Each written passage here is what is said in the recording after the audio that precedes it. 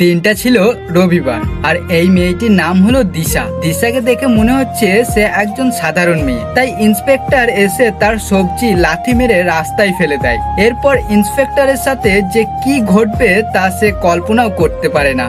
দিনটা ছিল রবিবার। দিশা নামে এই মেয়েটি নিজের মতো সবজি বিক্রি করছিল। হঠাৎ ইন্সপেক্টর দিশার কাছে আসে আর দিশার সমস্ত সবজি লাথি মেরে উল্টে পাল্টে ফেলে দেয়। দিশা চুপ পথে বসে থাকে ও বাজারের সমস্ত লোক ইন্সপেক্টরের দিকে তাকায়। কিছুক্ষণ পর দিশা ইন্সপেক্টরকে থামতে বলে, কিন্তু ইন্সপেক্টর কোনো কথাই শোনে না। দিশাকে ধরে সেইখান থেকে টানতে টানতে নিয়ে যেতে থাকে ইন্সপেক্টর। তাকে নিয়ে এসে জেলে ভরে দেয় আর অজ্ঞান করে দেয়।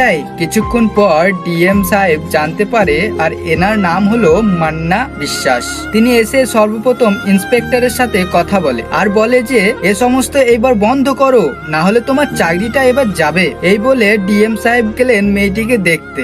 মেয়েটিকে দেখে তিনি অবাক হয়ে গেলেন আর ডিএম সাহেব হতভম্ব হয়ে বললেন, আপনার কোথাও লাগেনি তো ম্যাডাম? কিছু হয়নি তো? এই বলে চলে এলেন সোজা ইন্সপেক্টরের কাছে আর বললেন, তোমার কি বিবেক আছে? তুমি কাকে ধরেছো জানো? শিগগিরই তুমি ম্যাডামকে লকআপ থেকে বের করো। এরপর ইন্সপেক্টর ম্যাডামকে লকআপ থেকে বের করে। দিশা ম্যাডাম যে কাগজটি আনতে বলেছিল ডিএম সাহেবকে, সেটা দিয়ে তিনি চলে গেলেন। তারপর ডিএম সাহেব দিশা ম্যাডামের কাছে ক্ষমা চায় আর এ সমস্ত ঘটনা ভুলে যেতে বলেন। তখন ম্যাডাম ইন্সপেক্টরকে ডাকলেন আর বললেন, কি ভেবেছেন আমি সব ভুলে যাব?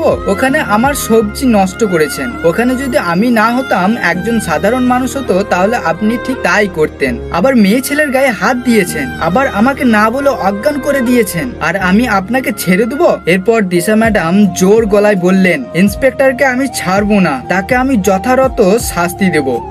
আজকে এই পর্যন্তই। পরের পার্ট খুব তাড়াতাড়ি আসছে। চ্যানেলে নতুন হয়ে থাকলে চ্যানেলটা সাবস্ক্রাইব করে যাবেন।